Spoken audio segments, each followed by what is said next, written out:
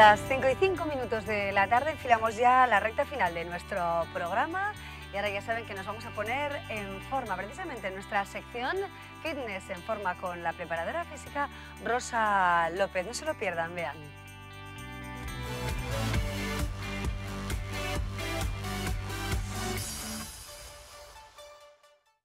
Hola, buenas tardes. Ya estamos aquí un día más en la sección Fitness, una semana más, y hoy vamos a explicar unos ejercicios en gimnasio, es decir, con máquinas de musculación para los grupos principales del tren superior, especialmente dorsal y pectoral.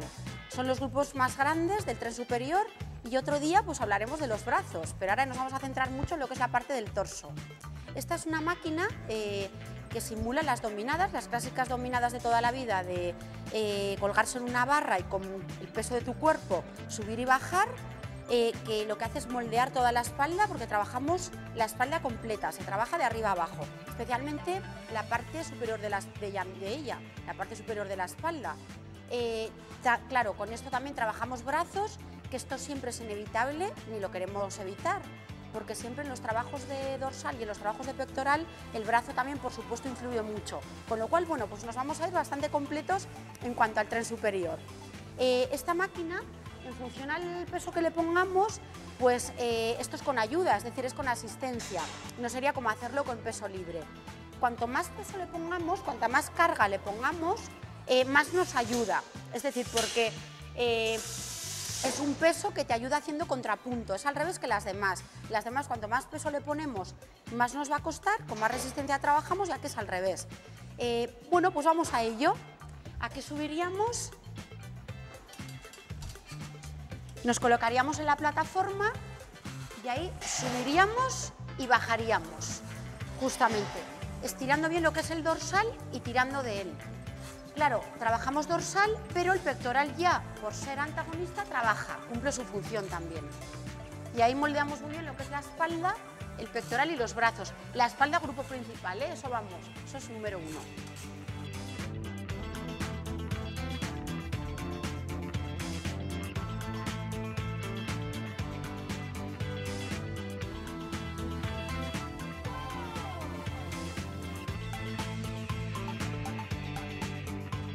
Bueno, estamos en otra máquina diferente para trabajar lo que es el grupo, sobre todo del dorsal, pero ahora ya nos vamos a centrar un poquito más en lo que es la parte baja de la espalda, toda esta zona, a nivel del deltoides posterior y la fascia toracolumbar, especialmente esa zona.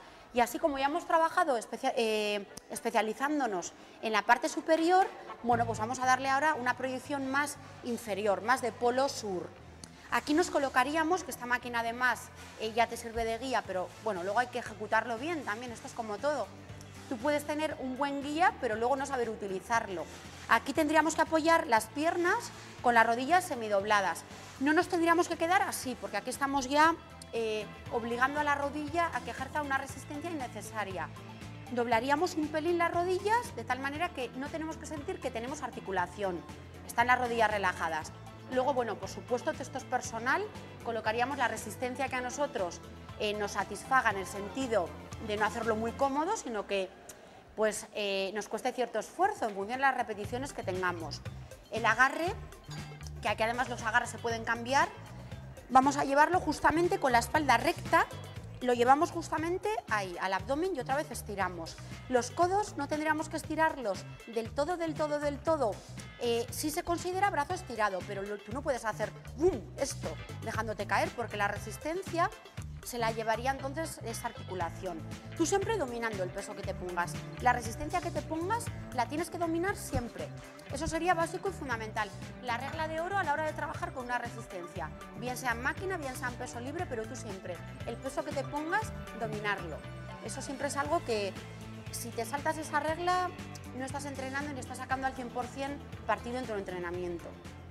Bueno, esta es una máquina también para trabajar el dorsal, especialmente la parte superior.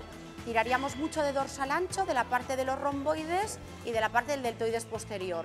Con trapecio, claro, porque el trapecio siempre en la parte, sobre todo principal de la espalda, está presente, es un músculo bastante grande.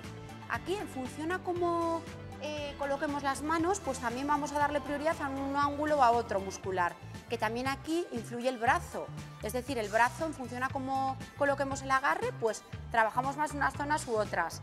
Es muy importante los trabajos de tonificación del tren superior, el dorsal. Esto, aparte de estética, que bueno, la estética es evidente que nos importa a todos, es también salud, porque si tú tienes los músculos mantequilla, vas a cargar todo en la columna y claro, vas a andar encorvado, vas a cargar todo en el esqueleto.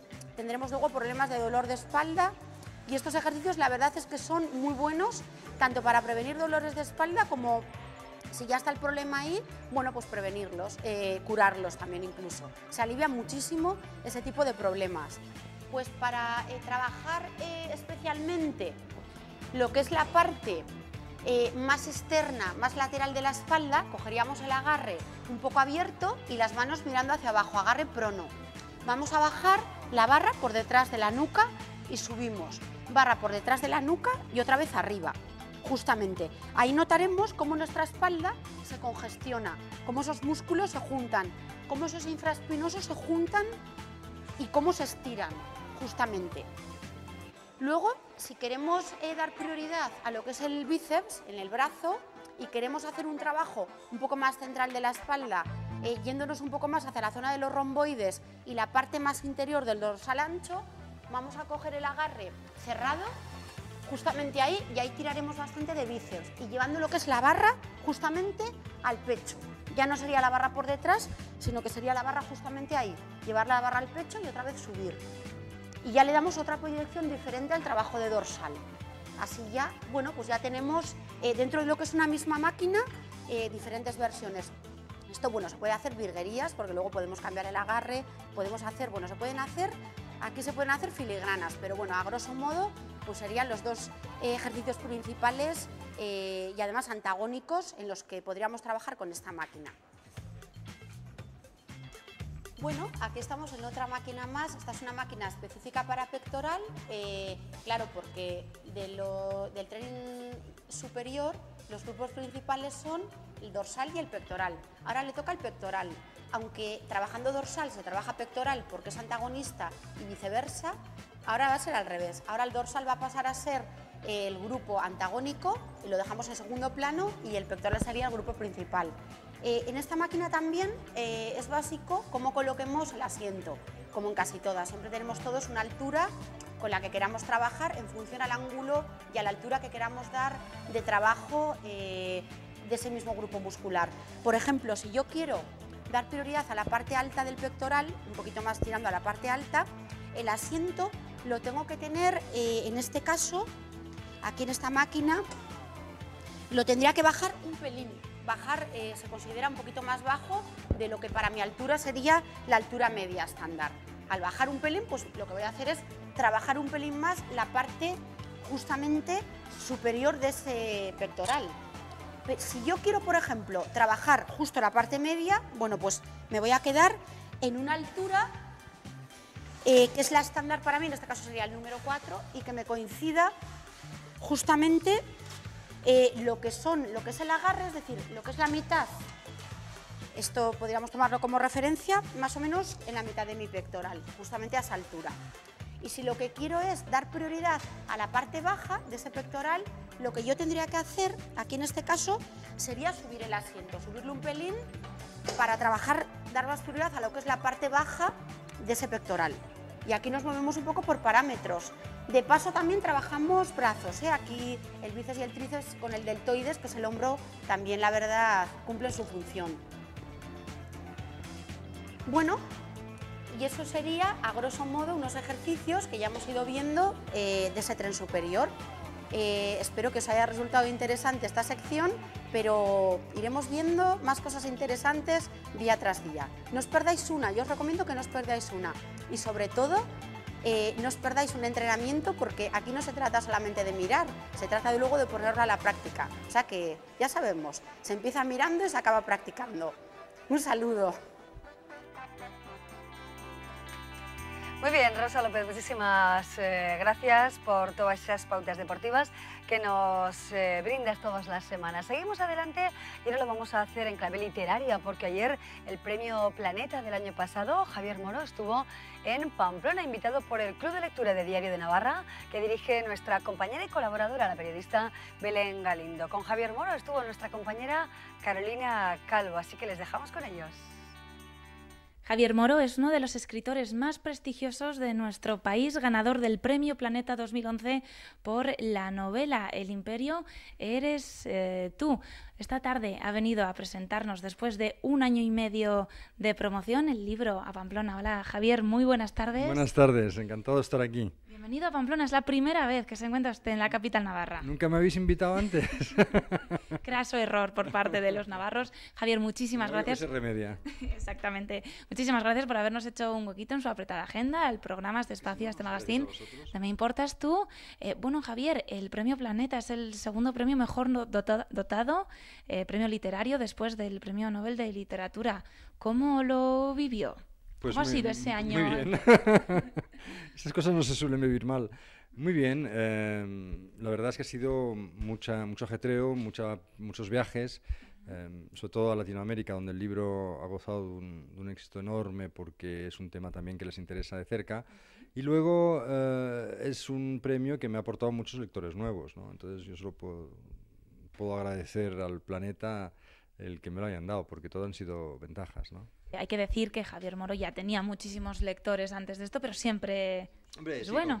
Con Pasión India y El Salir Rojo ya tuve mis lectores, pero ahora con El Imperio eres tú, pues además más hombres han leído este libro, ya que es un libro que cuenta una página de la historia absolutamente fascinante, protagonizada por la familia real portuguesa y que muy pocos conocen, ¿no? Es gracias a la decisión de un rey de Portugal que decidió mudarse y mudar toda la corte a las colonias que el mundo cambió.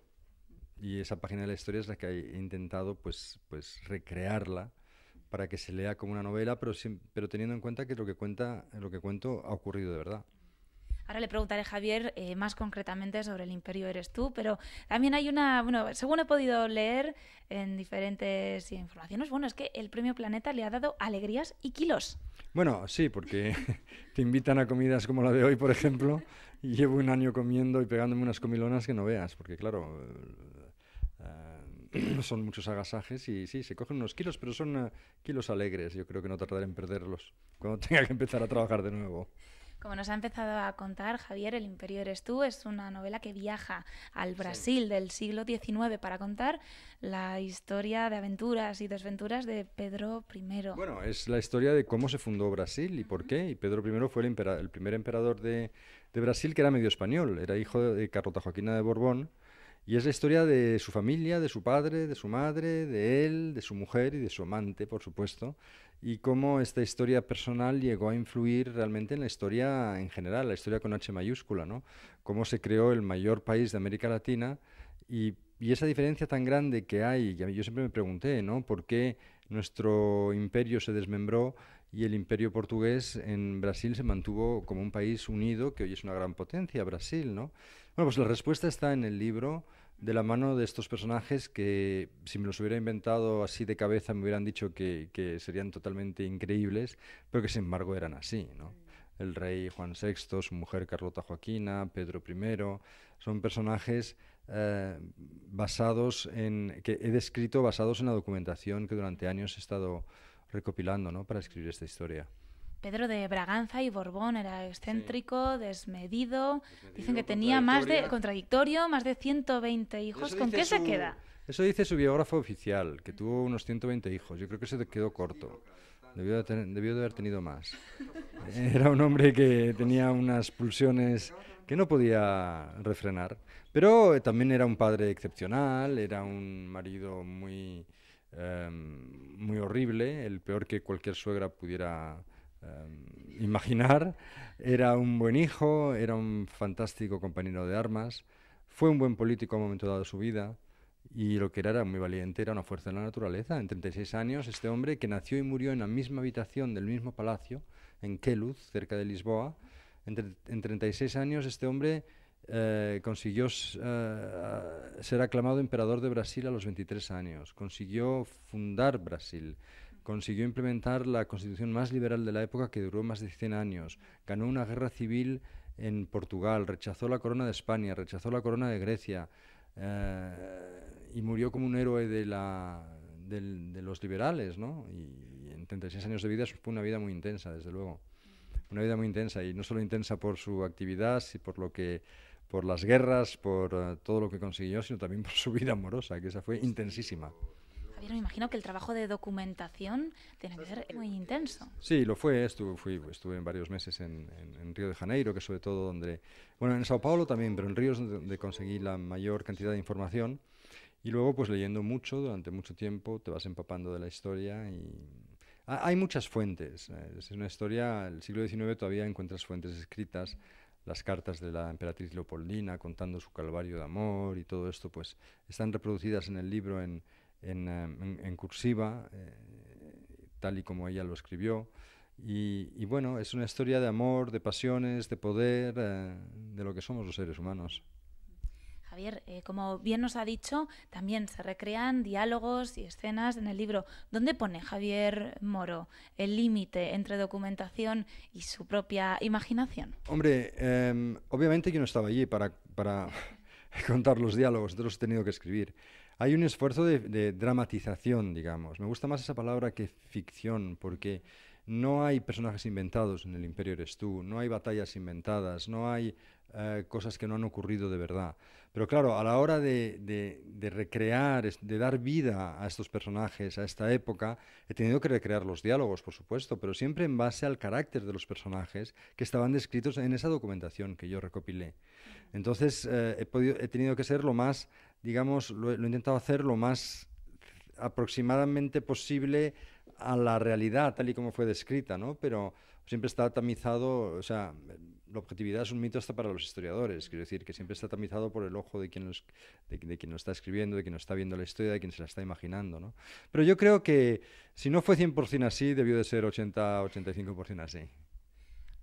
Muchos son los motivos que le llevaron a ganar con este libro, con esta novela, con El Imperio eres tú, el premio Planeta 2011. Pero ¿cuál fue la clave del éxito? La clave del éxito creo que es una novela seria. Y que como yo no la escribí para el Planeta, iba a ser mi próxima novela, y no fue algo que tuve que hacer apresuradamente, me tomé mi tiempo, como hago siempre, yo publico cada 3 años, ya me gustaría publicar más.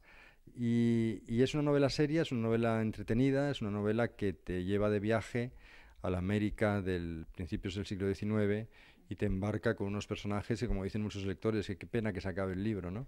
La misma pena que yo sentí cuando acabé de escribirlo y que de repente ya no tenía esos personajes en mi cabeza y ya no podía vivir con ellos, ¿no? Javier Moro, muchísimas gracias por habernos abierto un poco las puertas de esta novela del Imperio eres tú. Muchísimas gracias por haber venido también a Pamplona y esperamos que siga siendo un éxito en toda la trayectoria que le queda al Imperio eres tú. Gracias. Muchísimas gracias a vosotros, ¿eh? Gracias.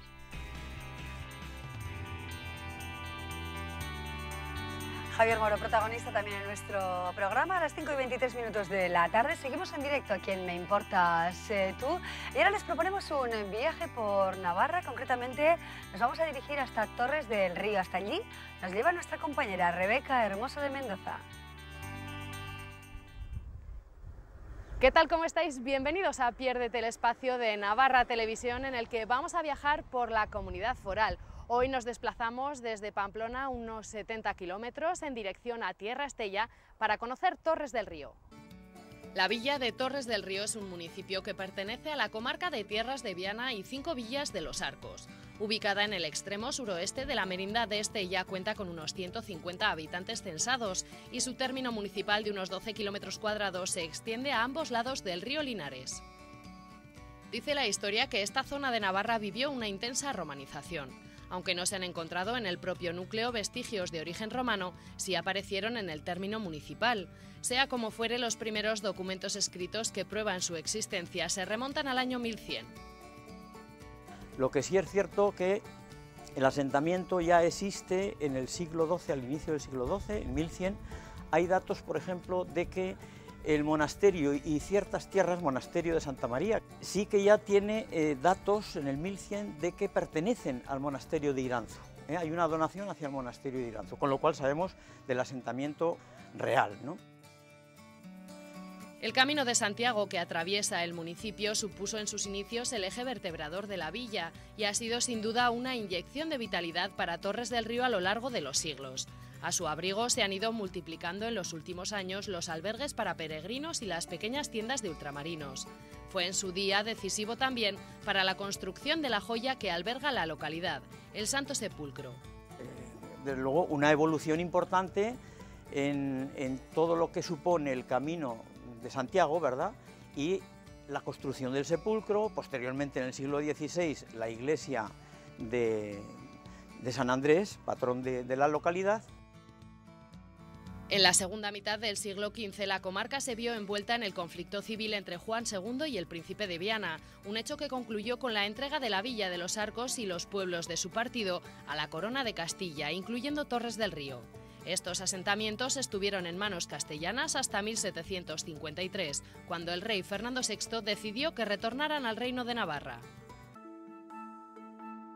Igual que se antoja difícil concretar los orígenes de la localidad, lo es poner una fecha exacta a la construcción del tesoro que se esconde entre el apretado caserío. Nos referimos a la iglesia del Santo Sepulcro, que evoca por su planta octogonal a la Basílica de Jerusalén. El origen de la iglesia es, bueno, no está muy documentado porque hay opiniones que la relacionan con el temple, pero como que se ha descartado la idea y si hay que relacionarla con alguna orden religiosa o militar, puede ser con la Orden del Santo Sepulcro. Es un monumento funerario, pero no hay enterramientos, solamente recuerda la muerte y resurrección de Jesús. Imitaba los edificios, los baptisterios y los martirium, por su forma de planta centralizada, que es la característica principal de esta iglesia. Una joya arquitectónica que data de finales del siglo XII y que llama la atención por su forma nada común. Es una planta centralizada y es una iglesia octogonal. Estas iglesias tienen la característica de que pueden ser poligonales o redondas. Eunati Torres del Río, luego hay en Segovia otra que también es de planta centralizada, que es la Veracruz de Segovia. Y luego hay alguna redondita también en Salamanca, en Cataluña. Exactamente. En cuanto a la arquitectura, tiene 3 cuerpos de alzada, están rematadas por una torre, que también es ochavada como la iglesia, está orientada hacia el este como todas las iglesias románicas. Además del exterior, esta edificación nos invita a visitarla por dentro para destacar detalles constructivos como su bóveda, sus capiteles o las celosías. Lo más importante o lo más especial dentro de la iglesia lo tenemos en la bóveda. Claro, la bóveda es una bóveda muy especial, está construida sobre 8 nervios de sección cuadrangular. Entonces estos nervios, la característica que tienen es que se van cruzando y dejan libre el centro. No se juntan como lo tenemos en Eunate, que todos los nervios van a parar al centro. Esta es una característica de esta iglesia. Además, aparte, en la bóveda, cada lado del octógono tiene una ventana, cerradas con una celosía, que como podéis comprobar son las 8 distintas. Y encima de lo que se repite es, encima de las ventanas, un motivo, un relieve, que es un arco trilobulado con unas torres que representa la Jerusalén celestial. En el románico es muy dado todo a la simbología, ¿no? Cada cosa tiene su porqué y su razón. Entonces, estas torres representan la Jerusalén celestial, a Jerusalén, la ciudad de Dios. Yo noto que la gente de Torres tiene mucha devoción al Cristo. Yo creo que valoran verdaderamente la joya que tienen en este pueblo porque es única y especial. Destaca además la iglesia de San Andrés, patrón de la localidad, construida a finales del siglo XVI. Se inicia su construcción en 1599 y creo que se acaba en 1603. Interviene un cantero de Estella y también canteros posteriormente de la propia localidad de Torres del Río, ¿no? Pero quizás lo más interesante es pues, ver el tipo de construcción que tiene, que sí es muy parecida a las iglesias de Tierra Estella, tiene una construcción muy especial.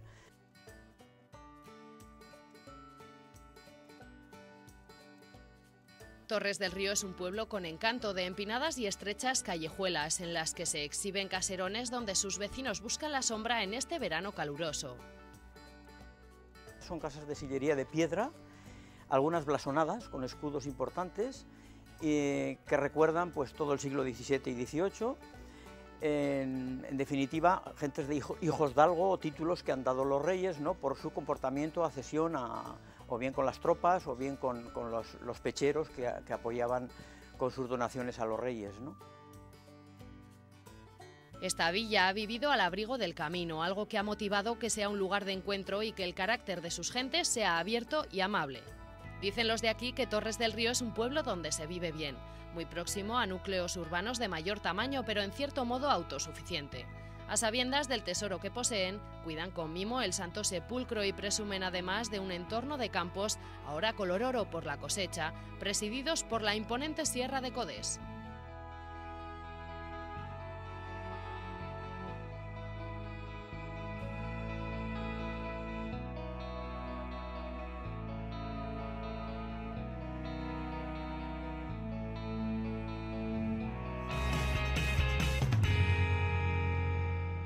Y así llegamos a las 5:30 de la tarde con ese recorrido por esa bella localidad a 70 kilómetros de Pamplona, como bien nos indicaba nuestra compañera Rebeca Hermoso de Mendoza, que bueno, pues pasó un buen día ahí con los vecinos de esta localidad Torres del Río. Vamos a ver qué está pasando ahora mismo, cuáles son las noticias más importantes de esta jornada de huelga. Nos las cuenta ahora nuestro compañero Ricardo Beitia. ¿Qué tal, Ricardo? Buenas tardes.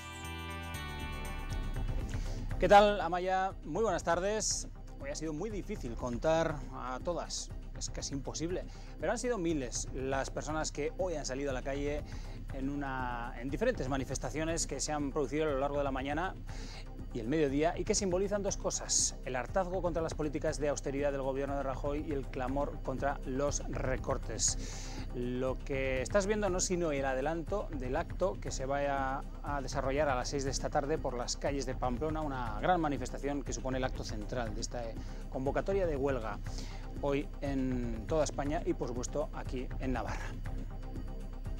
La huelga ha sido secundada por sectores con mayor o menor intensidad. Bueno, pues los sindicatos miran sobre todo al sector de la industria del metal para encontrar su dato, el dato más importante. Han cifrado el paro en las fábricas en un 70%, donde Volkswagen ha detenido su actividad según los sindicatos convocantes. El sector servicios ha tenido, sin embargo, un seguimiento desigual, donde el transporte ha respetado los servicios mínimos pactados, aunque, eso sí, los usuarios lo han notado. El abastecimiento de alimentos también se ha visto resentido por el paro. El mercado de Santo Domingo, ya lo ves, casi todos los puestos de trabajo estaban cerrados, aunque el comercio en la ciudad y en diferentes localidades navarras ha abierto con relativa normalidad, al igual que las grandes superficies comerciales. Eso sí, apenas han salido trenes porque prácticamente estaban todos ellos cancelados, no así los vuelos. Los datos bailan, por tanto, Amaya, según la fuente, pero hoy no ha habido dudas entre sindicatos y gobierno a la hora de valorar la incidencia de la huelga en el sector de la administración, es decir, los funcionarios, que solamente un 6%, dicen unos y otros, han secundado este paro. Enseguida, en torno a las 8:30 de la tarde, Lucía Riaño os contará cómo ha transcurrido toda la tarde y lo que ha dado de sí un día de huelga en Navarra. Por cierto, el equipo de gobierno de Yolanda Barcina ha trabajado y ha aprobado abrir a la participación pública el PESIS de Donapea, es decir, que hay un mes por delante a partir del lunes para presentar sugerencias y alternativas posibles, que son 4, San José, Lezcairu, ambas o una cuarta que todavía se puede determinar. También pendientes de lo que dé de sí el Congreso, aunque no hay muchas sorpresas. La mayoría absoluta del Partido Popular va a dar hoy por bueno su proyecto de presupuestos generales, así que bueno, pues prácticamente el trámite seguirá en el Senado como está previsto. Más de una treintena de diputados, incluidos los de Amaiur, que no han estado presentes en la votación por la huelga. Y este hombre, el alcalde de Villava, Pello Gastearena, imputado por la Fiscalía de la Audiencia Nacional de un delito de enaltecimiento del terrorismo tras apoyar el acto de homenaje a presos etarras durante las fiestas de la localidad. Ayer nos colábamos en el ensayo de Così fan tutte, ¿lo recuerdas? Bueno, pues la gran producción de Baluarte que interpreta a Mozart con importante protagonismo navarro, María Bayo, Maite Beamont, el Orfeón Pamplonés, la Sinfónica de Navarra, entre ese elenco de protagonistas, ayer ensayaron para el viernes. Osasuna se ha ejercitado hoy a puerta cerrada para evitar problemas con la jornada de huelga. El resultado es que ha sido una mañana tranquila en las instalaciones de Tajonar, cargada de buenas noticias, por cierto, que ya era hora, como la del alta que ha recibido la MA y Marc Bertran. El capitán el catalán está a disposición del míster después de estar 2 meses lesionado. Todo esto lo contaremos, como decimos, a las 8:30 con Lucía Riaño, a las 8 con Ollane Garzaron en Albisteac y a las 11 resumida toda la actualidad con Vera Villafranca. Nada más, Amaya, que pases una muy feliz tarde. Muy bien, Ricardo, muchísimas gracias por toda la información, lo que está sucediendo en el ámbito político, laboral, económico y también cultural, con esa ópera interesante, desde luego, para estos próximos días en Baluarte. Nosotros ya nos despedimos, mañana volveremos a partir de las 4:05 aproximadamente. Les invitamos a que mañana nos acompañen, muy especialmente tenemos una tertulia con los jóvenes diseñadores de moda de nuestra comunidad foral. Hablaremos de nuevas tendencias de vanguardia. Que disfruten. Adiós.